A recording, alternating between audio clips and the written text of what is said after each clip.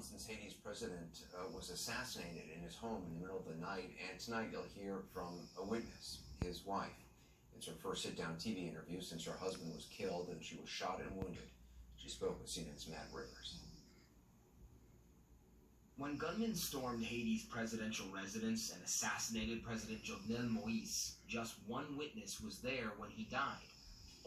Madame First Lady, how are you? Thank you so much. His wife, Haiti's First Lady, Martine Moïse. Flanked by private security, she agreed to go on camera for the first time with her side of a story that's left her shaken. You have armed security here at this interview.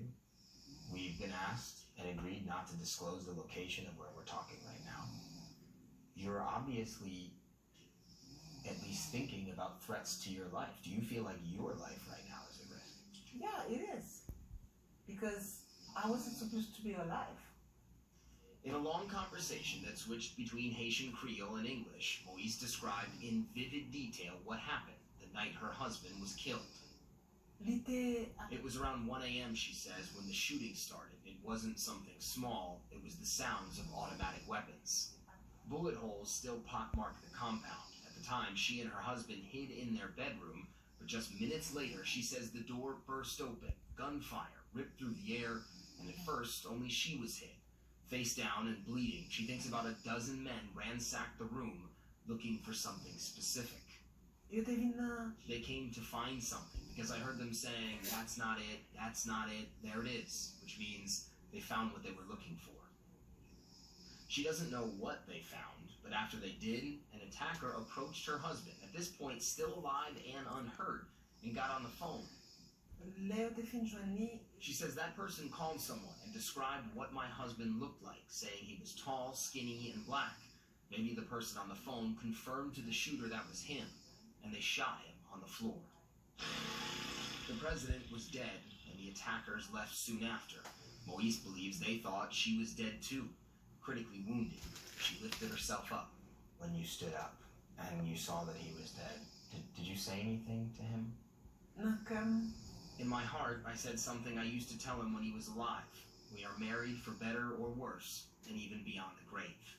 Her left side bleeding and her right arm shredded by gunfire, she's eventually led out of the house by police and comes to a quick conclusion.